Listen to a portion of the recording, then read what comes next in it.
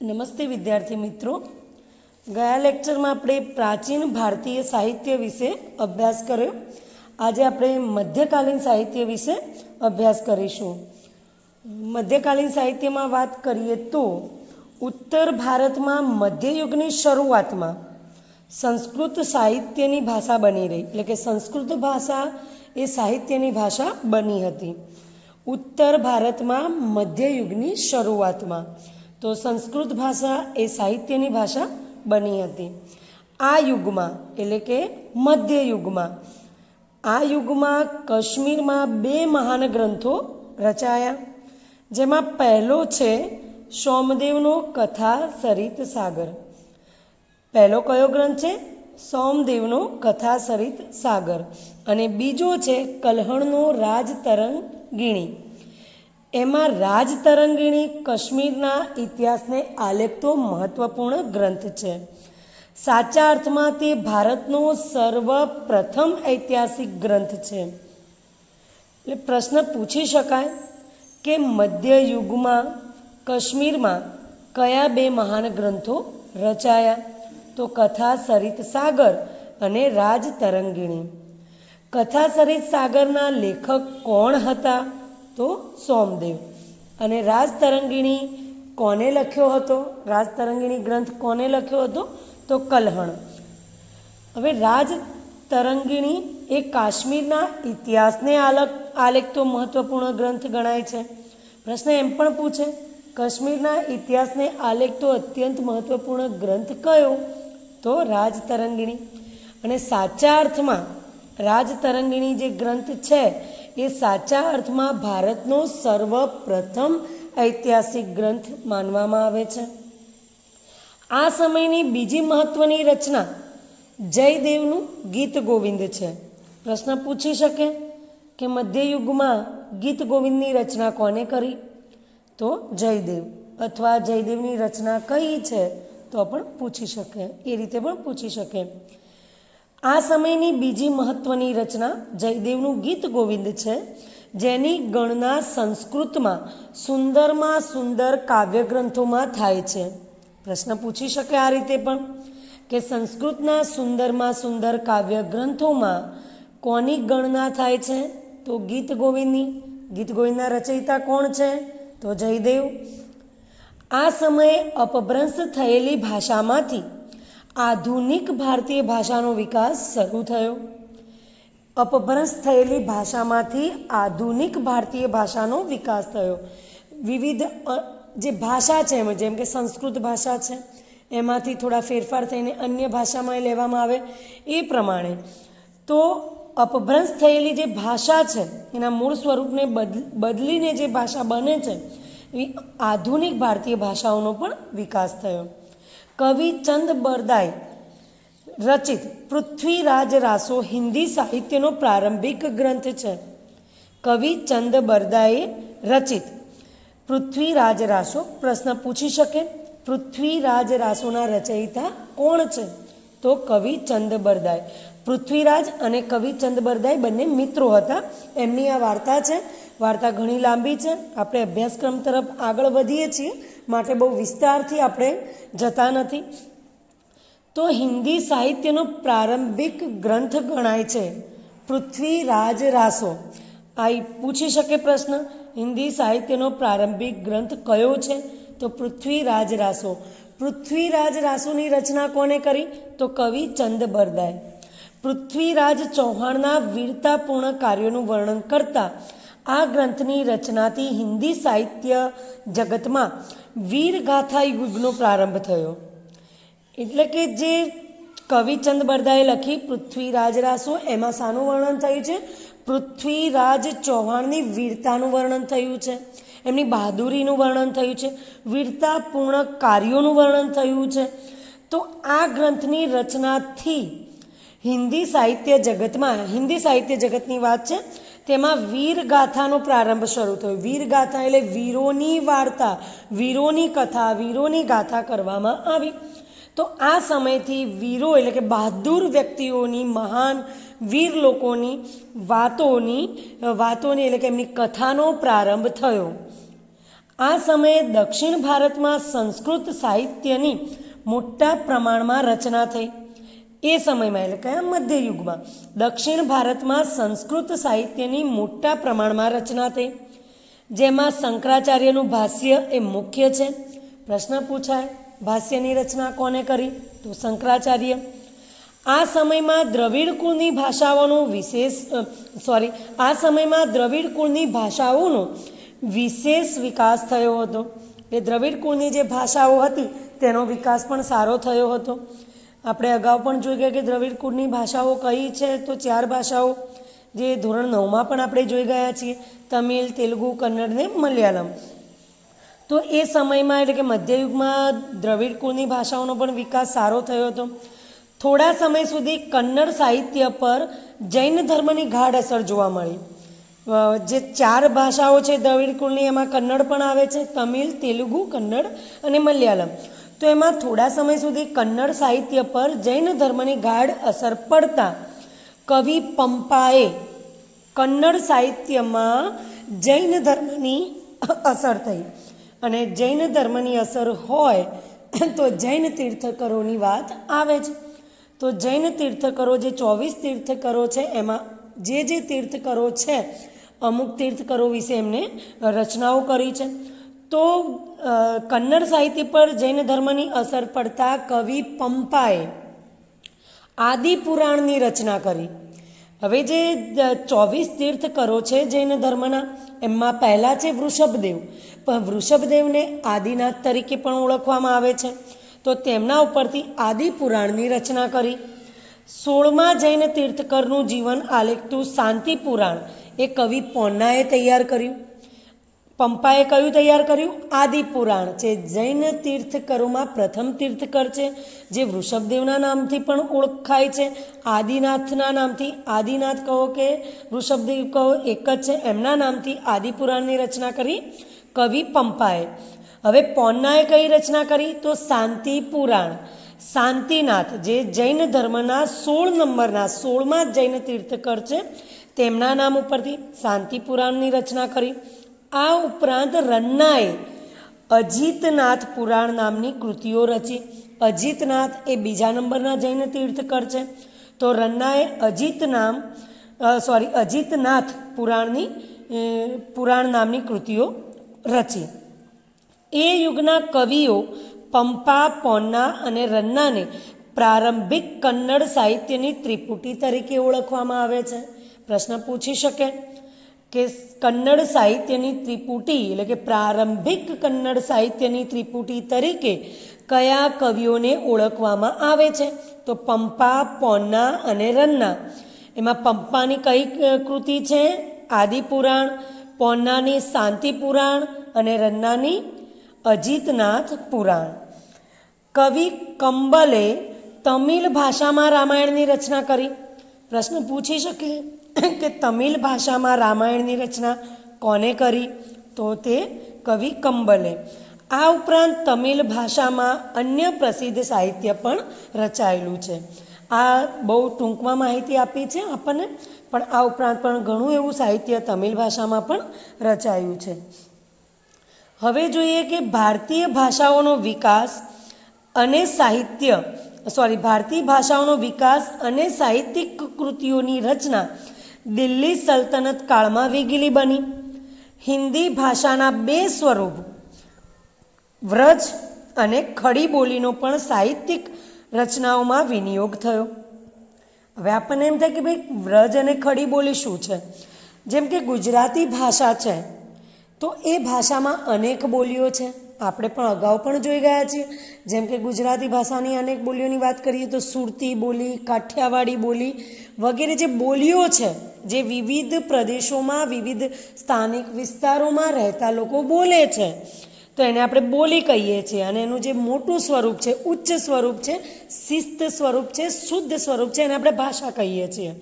તો એ જ રીતે જેમ ગુજરાતી ભાષામાં વિવિધ બોલીઓ છે, એમ હિન્દી ભાષામાં પણ જુદી જુદી બોલીઓ છે. એમાં અહીંયા વ્રજ અને ખડી બોલીની વાત કરી છે. ખડી બોલી એટલે કે ત્યાંની સામાન્ય પ્રજા જે હિન્દી બોલે છે એને ખડી બોલી કહે છે. અને વ્રજ એટલે કે ગોકુળ અને મથુરા બાજુમાં એટલે કે મથુરામાં બોલાતી ભાષા. તો આ બંને ભાષાઓમાં અનેક ભક્તિ ગીતો રચાયા. જેમ આપણે ગુજરાતી ભાષામાં ભક્તિ ગીતો રચાયા, જેમ કે નરસિંહ મહેતા, મીરાબાઈ, ગંગા સતી, દયારામ વગેરે. એમાં ગંગા સતી અને મીરાબાઈ અને નરસિંહ મહેતા મુખ્ય આવે છે. દયારામે પણ ભક્તિ ગીતો એટલે કે એમને ગરબીઓ રચી છે, પણ એ ભક્તિનો પ્રકાર અલગ છે, શૃંગાર ભક્તિ છે. હિન્દી અને ગુજરાતી ભાષા સાથે મળતી આવતી રાજસ્થાની ભાષામાં વીરગાથાઓ લખાઈ. હવે હિન્દી અને ગુજરાતી એ ભાષાઓ સાથે મળતી હોય, બંને ભાષાઓ જાણે મળતી હોય એવી રાજસ્થાની ભાષામાં પણ વીરગાથાઓ એટલે વીર પુરુષોની કથાઓ લખાઈ. આલ્હા ઉદલ, બિસલદેવ અને રાસો આ સમયની વિખ્યાત વીરગાથાઓ છે. પ્રશ્ન પૂછી શકે કે મધ્યયુગની વિખ્યાત વીરગાથાઓ કઈ છે? આલ્હા, ઉદલ, બિસલદેવ અને રાસો. આ ઉપરાંત અન્ય આધુનિક ભારતીય ભાષાઓમાં પણ સાહિત્ય રચવાનું શરૂ થયું. અલગ અલગ ભાષાની વાત કરી કે પહેલાં સંસ્કૃતની વાત થઈ, પછી કન્નડ સાહિત્યની વાત આવી, હિન્દીની વાત આવી. હવે અહીંયા બીજી અન્ય ભાષાઓની પણ વાત છે કે બીજી અન્ય ભાષાઓમાં પણ હિન્દીની વાત કરી તો બોલીઓનો પણ વિનિયોગ થયો સાહિત્યમાં. તો હવે આ ઉપરાંત અન્ય આધુનિક ભારતીય ભાષાઓમાં પણ સાહિત્ય રચાવાનું શરૂ થયું. મુલ્લા દાઉદનો ગ્રંથ ચંદ્રાયન એ અવધી ભાષાનો સૌથી જૂનો ગ્રંથ મનાય છે. મુલ્લા દાઉદનો પ્રશ્ન પૂછી શકે, ચંદ્રાયનના રચયિતા કોણ છે? મુલ્લા દાઉદ. હવે એ પણ પૂછે કે ચંદ્રાયન એ કઈ ભાષામાં લખાયેલો ગ્રંથ છે? તો અવધી ભાષામાં. હવે થયું કે લાઈન એક જ છે કે મુલ્લા દાઉદનો ગ્રંથ ચંદ્રાયન એ અવધી ભાષાનો સૌથી જૂનો ગ્રંથ મનાય છે. તો કેટલા બધા પ્રશ્નો નીકળે છે જુઓ. અવધી ભાષાનો સૌથી જૂનો ગ્રંથ કયો? તો ચંદ્રાયન. ચંદ્રાયનની રચના કોને કરી? મુલ્લા દાઉદે. તો ચંદ્રાયન કઈ ભાષામાં રચાયેલું છે? તો અવધી ભાષામાં. તો આ રીતે ઘણા બધા પ્રશ્નો એક વાક્યમાંથી પણ નીકળી શકે છે. જો કે પ્રાચીન ગ્રંથો પરના ભાષ્યો હજુ પણ આ સમયે સંસ્કૃત ભાષામાં રચાતા હતા. એટલે કે એ સમયમાં પ્રાચીન ગ્રંથ પરના જે ભાષ્યો છે એના ઉપરથી જે અમુક ગ્રંથો છે એ સંસ્કૃત ભાષામાં રચાતા હતા. એટલે કે ખાસ કરીને સંસ્કૃત ભાષાનો ઉપયોગ એ સમયે વધારે થતો હતો. અહીંયા જે અવધી ભાષા આપેલી છે એ પણ હિન્દી ભાષાની જ એક બોલી છે. જેમ કે ખડી બોલી, વ્રજ, હરિયાણવી, ભોજપુરી, અવધી, મારવાડી આ હિન્દી ભાષાના જ સ્વરૂપો છે. હવે વાત થઈ આપણે હિન્દી ભાષાની થઈ ગઈ, સંસ્કૃત ભાષાની થઈ ગઈ, દ્રવિડ કુળની ભાષાની વાત થઈ, તમિલની થઈ, કન્નડની થઈ. હવે આવે છે ફારસી ભાષા. ફારસી ભાષા દિલ્હીના સુલતાનોની રાજભાષા હતી. પ્રશ્ન પૂછી શકે છે દિલ્હીના સુલતાનોની રાજભાષા કઈ હતી? તો ફારસી ભાષા. તેના સાહિત્યની અસરરૂપે અનેક ફારસી શબ્દોનો સમાવેશ ભારતીય ભાષાઓમાં થયેલો જોવા મળે છે. આપણા ભારતની કેટલીય ભાષાઓમાં ફારસી ભાષાના શબ્દો વપરાય છે. આ યુગમાં અનેક ઇતિહાસકારો થયા જ્યાં જિયાઉદ્દીન બર્નીએ તારીખ ફિરોઝે શાહીની રચના કરી. હવે મધ્યયુગની વાત છે. મધ્યયુગમાં ઘણા એવા ઇતિહાસકારો થયા. એમાંથી જે ફારસી ભાષાની વાત અત્યારે થઈ રહી છે તો જિયાઉદ્દીન બર્નીએ તારીખે ફિરોઝ શાહીની રચના કરી. પ્રશ્ન પૂછી શકાય જિયાઉદ્દીન બર્નીએ શાની રચના કરી? કઈ? તો ફિરોઝ શાહી, તારીખે ફિરોઝ શાહી, જેમાં ખલજી અને તુગલુક વંશના રાજ્યનું વિસ્તૃત વર્ણન કરવામાં આવ્યું છે. તો પૂછી શકે છે કે ખલજી અને તુગલક વંશના રાજ્યનું વિસ્તૃત વિવરણ અથવા વિસ્તૃત રચના, વિસ્તૃત વર્ણન કઈ રચનામાં કરવામાં આવ્યું છે? તો તારીખે ફિરોઝ શાહી. ફરીથી જોઈએ એકવાર કે ખલજી અને તુગલુક વંશના રાજ્યનું વિસ્તૃત વર્ણન કઈ કૃતિમાં કરવામાં આવ્યું છે? તો તારીખે ફિરોઝ શાહીમાં. પૂછી શકે કે તારીખે ફિરોઝ શાહીની રચના કોને કરી? તો જિયાઉદ્દીન બર્નીએ. તેણે રાજકીય સિદ્ધાંતો ઉપર ફતવાએ જહાનદારી નામનો ગ્રંથ લખ્યો. અહીંયા તેણે એટલે એમને જિયાઉદ્દીન બર્નીએ શું કર્યું છે એમને? રાજકીય સિદ્ધાંતો ઉપર, રાજ્યને લગતા જે નીતિ નિયમો છે, એટલે રાજ્યને લગતા જે સિદ્ધાંતો છે તેના પર ફતવાએ જહાનદારી નામનો ગ્રંથ લખ્યો. પ્રશ્ન પૂછી શકે છે કે ફતવાએ જહાનદારીમાં કઈ બાબતોનું વર્ણન છે? તો રાજકીય સિદ્ધાંતોનું. અમીર ખુસરો આ સમયનો સૌથી મહાન સાહિત્યકાર ગણાય છે. અહીંયા અમીર ખુસરો વિશે તમને થોડી વધુ માહિતી આપી છે. તો પ્રશ્ન 1 માર્ક સિવાય પણ આગળ પૂછી શકે છે, અથવા એમાંથી નાના નાના પ્રશ્ન કાઢીને કોઈ એક પ્રશ્ન 1 માર્ક્સમાં પણ પૂછી શકે છે. અમીર ખુસરો આ સમયનો સૌથી મહાન સાહિત્યકાર ગણાય છે. તેઓ એક કવિ, ઇતિહાસકાર, રહસ્યવાદી સંત અને સાહિત્યકાર હતા. પ્રશ્ન પૂછી શકે છે કે મધ્ય યુગમાં કવિ, ઇતિહાસકાર અને રહસ્યવાદી સંત તેમજ સંગીતકાર તરીકે કોણ પ્રખ્યાત હતા? તો કોણ? અમીર ખુસરો. સુપ્રસિદ્ધ હઝરત નિઝામુદ્દીન ઓલિયા તેમના ગુરુ હતા. પ્રશ્ન પૂછી શકે કે અમીર ખુસરોના ગુરુ કોણ હતા? હઝરત નિઝામુદ્દીન ઓલિયા. તેની મહત્વની કૃતિઓમાં આશિકા, નૂર, સિપિહર અને કિરાતુલ સદાયનનો ઉપયોગ થાય છે. એમની કૃતિઓના નામ યાદ રાખવા પડશે: આશિકા, નૂર, સિપિહર અને કિરાતુલ સદાયન. આ ઉપરાંત તેમણે અનેક કાવ્યગ્રંથોની રચના કરી છે. એમને અમીર ખુસરોએ અનેક કાવ્યગ્રંથોની રચના પણ કરી છે. તેને પોતાને ભારતીય હોવા પર ગર્વ હતો. તેમને ગર્વ હતો કે તે ભારતીય છે. તેથી તેને ભારતને પૃથ્વી પરનું સ્વર્ગ ગણાવતો હતો. પ્રશ્ન પૂછી શકે કે કયા કવિએ ભારતને પૃથ્વી પરનું સ્વર્ગ કહ્યું છે? તેના વિશે જણાવો. તમને ધોરણ 10માં કોઈ પણ સીધો પ્રશ્ન ન પણ પૂછે, સમજો કે મતલબ પાઠ્યપુસ્તકમાંથી પ્રશ્ન પૂછે છે, પરંતુ એ પ્રશ્નને બીજી રીતે રજૂઆત કરીને તમને પૂછી શકે છે. જેમ કે ભારતને પૃથ્વી પરનું સ્વર્ગ ગણનાર કવિ વિશે માહિતી આપો. તો અહીંયા તમારે અમીર ખુસરો વિશે લખવાનું હશે. એમે પૂછી શકે હઝરત નિઝામુદ્દીન ઓલિયા જેના ગુરુ હતા તે કવિ વિશે જણાવો. અથવા આશિકા, નૂર, સિપિયર, કિરાતુલ સદાયન જેવી કૃતિ આપનાર કવિના, સાહિત્યકારના વિશે જણાવો. એટલે કોઈ પણ રીતે પ્રશ્ન ફેરવીને, બદલીને તમને પૂછી શકે છે. એટલે કે તે ભારતને પૃથ્વી પરનું સ્વર્ગ ગણાવતો હતો. એટલે કે અમીર ખુસરો ભારતને પૃથ્વી પરનું સ્વર્ગ માનતા હતા. તેણે પોતાના પુસ્તકોમાં ભારતનું વાતાવરણ, એની સુંદરતા, એની ઇમારતો અને એના જ્ઞાન વિજ્ઞાનના પુષ્કળ વખાણ કર્યા છે. તે દૃઢપણે માનતા હતા કે હિન્દુ ધર્મનું સાર તત્વ અનેક રીતે ઇસ્લામ સાથે મળતું આવે છે. સાર તત્વ એટલે કે તાત્પર્ય, જે હિન્દુ ધર્મ જે આપણને સંદેશ આપે છે અને જે મુસ્લિમ ધર્મ સંદેશ આપે છે, એ બંને એકબીજા સાથે મળતા આવે છે.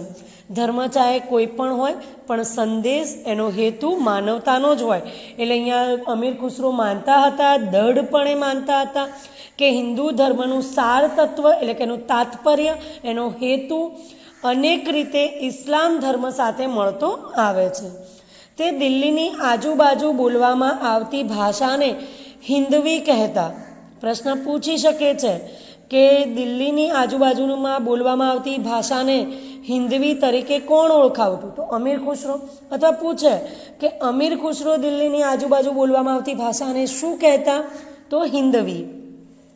તેને પોતાની માતૃભાષા ગણાવે છે અને હિન્દવી ભાષાને તે પોતાની માતૃભાષા ગણાવે છે. આ ભાષામાં તેમણે અનેક કવિતાઓ રચી છે. તેમણે હિન્દી અને ફારસી ભેગી કરીને દ્વિભાષી ચોપાઈઓને દુહાઓની રચના કરી છે. દ્વિભાષી, બે ભાષા ભેગી કરીને એમણે ચોપાઈ અને દુહાઓની રચના પણ કરી છે. તેમણે શરૂ કરેલ આ સ્વસ્થ પરંપરા તેમના પછી સદીઓ સુધી ચાલી રહી અને એમને જે આ પરંપરા શરૂ કરી તે બહુ લાંબા સમય સુધી, સદીઓ સુધી આ પરંપરા ચાલુ રહી. એટલે એમને અનુસરીને અન્ય લોકોએ પણ આ ભાષામાં સાહિત્ય રચ્યું છે.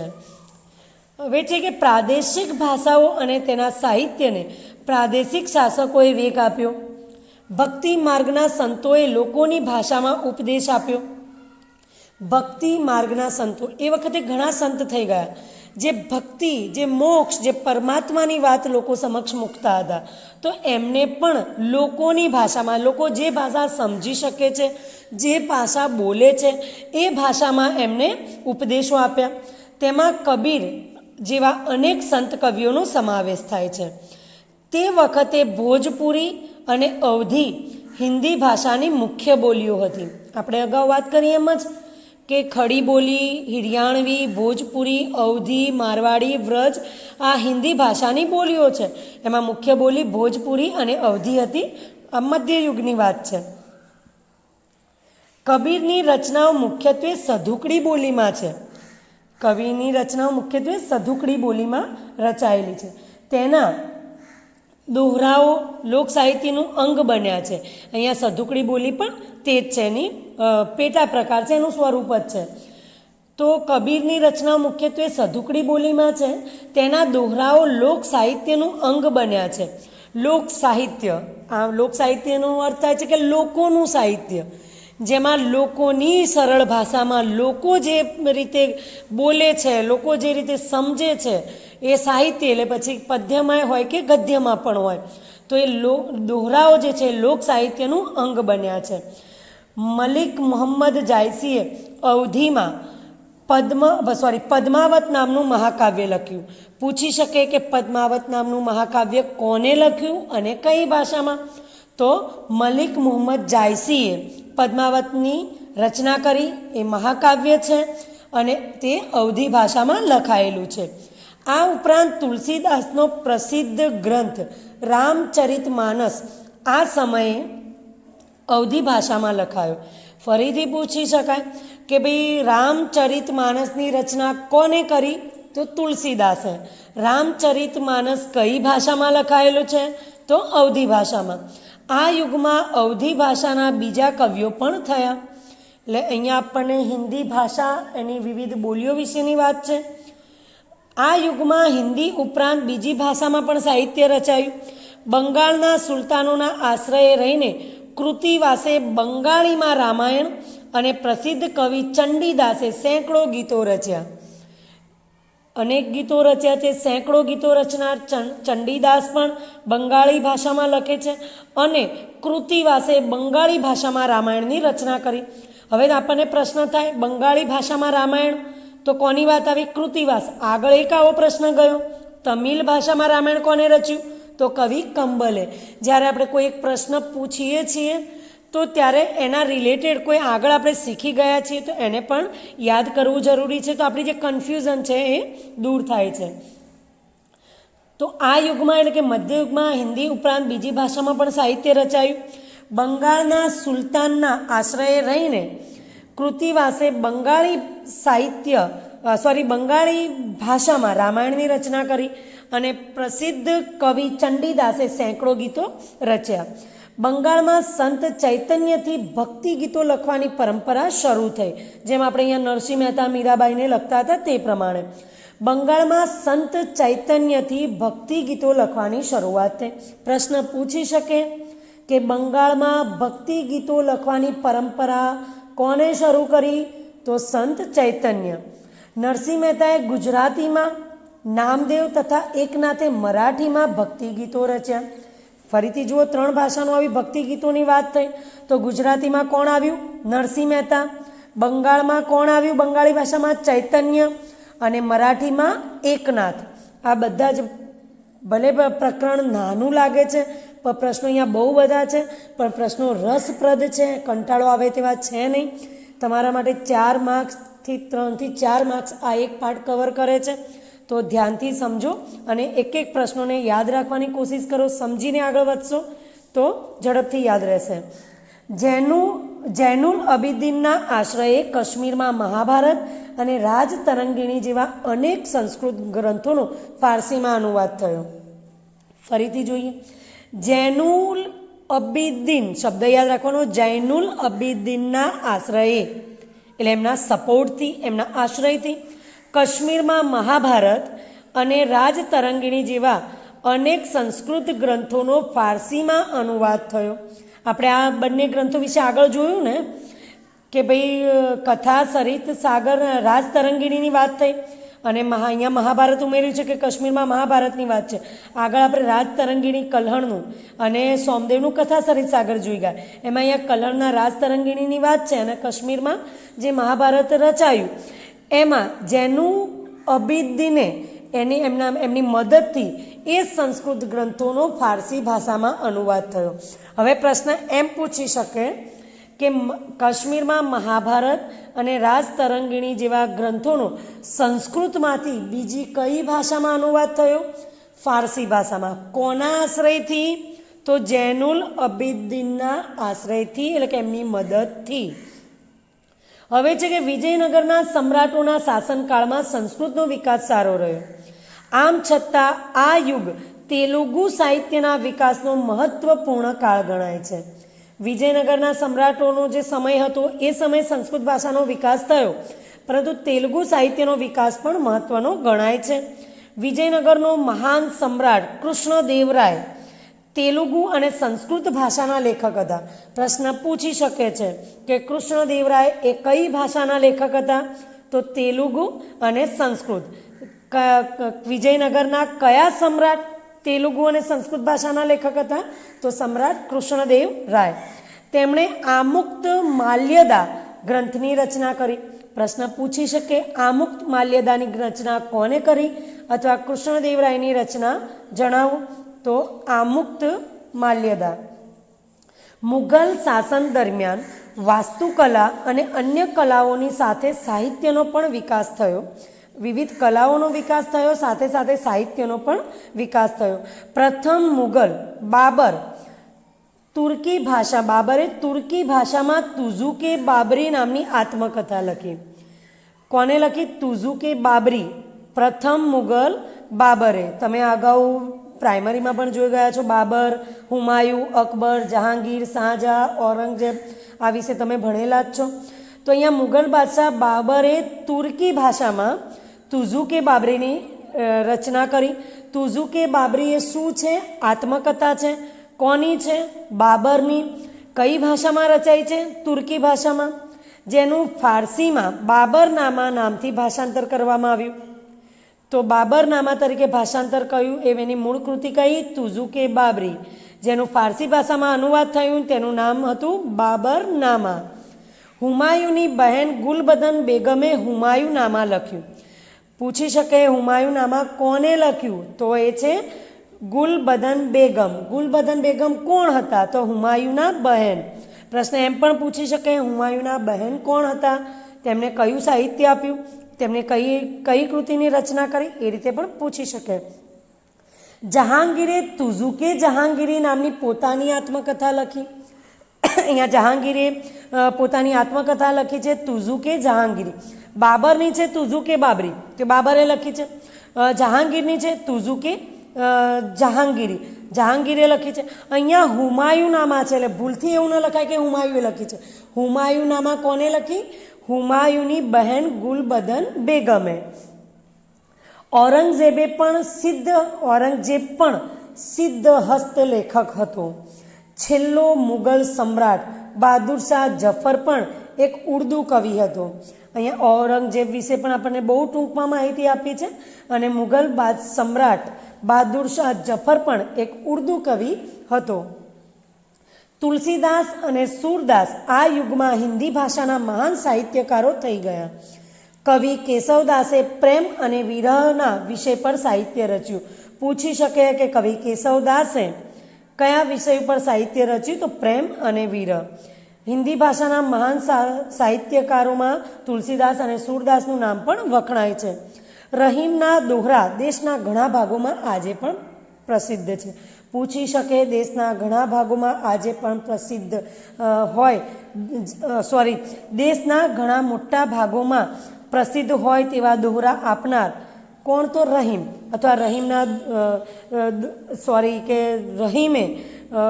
કઈ કૃતિઓ એટલે મતલબ કયા સાહિત્ય પ્રકારમાં પોતાનું સાહિત્ય આપ્યું હતું? તો તે દોહરા છે. જેમ કે આપણે જોઈએ છે ને કે ભાઈ પ્રેમમાં આપણે અખાના છપ્પા, નરસિંહ મહેતાના પદ, મીરાના પદ, દયારામની ગરબીઓ, તો એ રીતે રહીમના દોહરા હોય છે. આ સમયે ફારસી ભાષામાં પણ અનેક નોંધપાત્ર પુસ્તકો લખાયા. અબુલ ફઝલે આઈને અકબરી અને અકબરનામા લખ્યું. હવે ફરીથી ધ્યાન આપજો કે અબુલ ફઝલે લખ્યું છે આઈને અકબરી અને અકબરનામા, એટલે ત્યાં આપણે ભૂલથી એવું ન લખી શકીએ કે અકબરે રચના કરી છે. અબુલ ફઝલે આઈને અકબરી અને અકબરનામા લખ્યું. આઈને અકબરીમાં ભારતીય રીત રિવાજો, શિષ્ટાચારો, ધર્મ દર્શન, આર્થિક સ્થિતિ અને જીવનના લગભગ તમામ પાસાઓનું વિસ્તૃત વર્ણન કરવામાં આવ્યું છે. પૂછી શકે કે આઈને અકબરીમાં કઈ કઈ બાબતોનું વર્ણન કરવામાં આવ્યું છે. રીત રિવાજો એટલે ભારતીય રીત રિવાજો, શિષ્ટાચારો, ધર્મદર્શન, આર્થિક સ્થિતિ અને જીવનના લગભગ તમામ પાસાઓનું વિસ્તૃત વર્ણન કરવામાં આવ્યું છે. એક ઐતિહાસિક કૃતિ તરીકે આ ગ્રંથ ઘણો જ મૂલ્યવાન છે. ઐતિહાસિક કૃતિ તરીકે આઈને અકબરીની પણ ગણના થાય છે. અબુલ ફઝલનો ભાઈ ફૈઝી ફારસી ભાષાનો મહાન કવિ હતો. પ્રશ્ન પૂછી શકે કે અબુલ ફઝલના ભાઈ કોણ હતા? તો ફૈઝી નામ છે એમનું. એ ફારસી ભાષાના મહાન કવિ હતા. તેણે અનેક સંસ્કૃત ગ્રંથોના ફારસી ભાષામાં અનુવાદ કર્યા. પૂછી શકે કે સંસ્કૃત ગ્રંથોના ફારસી ભાષામાં અનુવાદ કરનાર કોણ? તો ફૈઝી. ફૈઝી કોણ? તો અબુલ ફઝલના ભાઈ. અકબરે તો મહાભારત, રામાયણ, અથર્વવેદ, ભગવદ્ ગીતા, પંચતંત્ર જેવા ગ્રંથોના અનુવાદ કરવા માટે એક અલગ ખાતાની સ્થાપના કરી હતી. અકબરના સમયમાં ઇતિહાસના ઘણા ગ્રંથો રચાયા છે. આપણે જાણીએ કે ભાઈ અકબરે જો આવી વ્યવસ્થા કરી હોય કે મોટા મોટા જે ગ્રંથો છે એને અલગ ભાષામાં અનુવાદ થાય તો એના માટે એક અલગ ખાતાની સ્થાપના કરી હોય તો સ્વાભાવિક છે કે એમના સમયમાં ઇતિહાસના ઘણા ગ્રંથો રચાયા હોય. પ્રશ્ન પૂછી શકાય કોના સમયમાં ઇતિહાસના ઘણા ગ્રંથો રચાયા? તો અકબર. મધ્યયુગની સૌથી મહત્વની ઘટના ઉર્દુ ભાષાના જન્મની હતી. પ્રશ્ન એમ પૂછાય કે મધ્યયુગની સૌથી મહત્વની ઘટના કઈ હતી? તો કે ભાઈ ઉર્દુ ભાષાના જન્મની. આ નવી ભાષા સાહિત્યની દ્રષ્ટિએ સૌથી સમૃદ્ધ એવી અન્ય આધુનિક ભાષાઓની હરણમાં આવી ગઈ. એટલે કે જે ઉર્દુ ભાષા હતી એ અન્ય જે સમૃદ્ધ ભાષાઓ હતી, જે આધુનિક ભાષાઓ હતી તેની હરોળમાં આવીને ઊભી રહી. એટલે કે તેનું સ્થાન એ ભલે નવી ભાષા હતી, નવી ભાષાનો જન્મ થયો, પરંતુ અન્ય આધુનિક ભાષાઓની હરોળમાં આવીને ઊભી રહી. આ ભાષામાં વલી, મીરદર, મીર તકી મીર, નઝીર અકબરાબાદી, અસદુલ્લા ખાન અને ગાલિબ જેવા મહાન કવિઓ થયા. એટલે ઉર્દુ ભાષાના કવિઓના નામ પૂછે તો પણ આપણે યાદ રાખવા જરૂરી છે.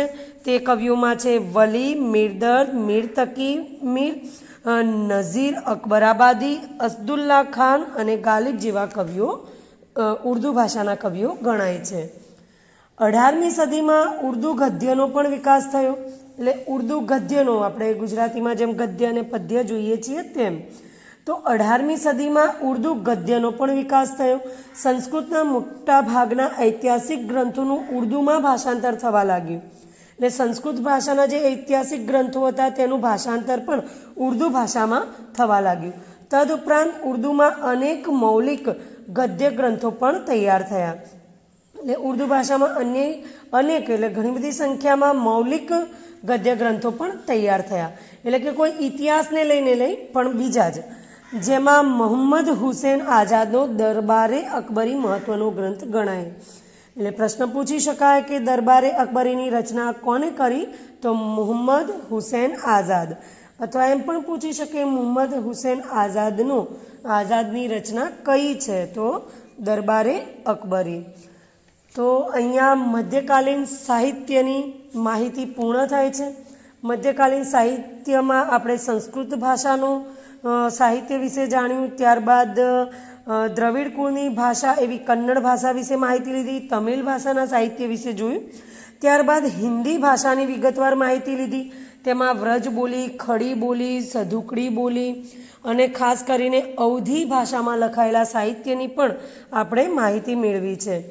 ત્યારબાદ ફારસી ભાષામાં પણ લખાયેલા સાહિત્યની માહિતી મેળવી અને ઉર્દુ ભાષામાં લખાયેલા સાહિત્યની પણ વિગતવાર માહિતી આપણે મેળવી છે. તો ટૂંકમાં અહીંયા મધ્યકાલીન સાહિત્યની માહિતી અહીંયા પૂર્ણ થાય છે. હવે નવી ચર્ચા સાથે નવા લેક્ચરમાં મળીશું. હવેના લેક્ચરમાં આપણે પ્રાચીન વિદ્યાપીઠો વિશે માહિતી લઈશું, જેમાં નાલંદા, તક્ષશિલા, વારાણસી, વલ્લભી જેવી વિદ્યાલયોની વિગતવાર માહિતી છે. તો હવે મળીશું નેક્સ્ટ લેક્ચરમાં નવા ટોપિક સાથે. ત્યાં સુધી રજા લઈએ. Thank you.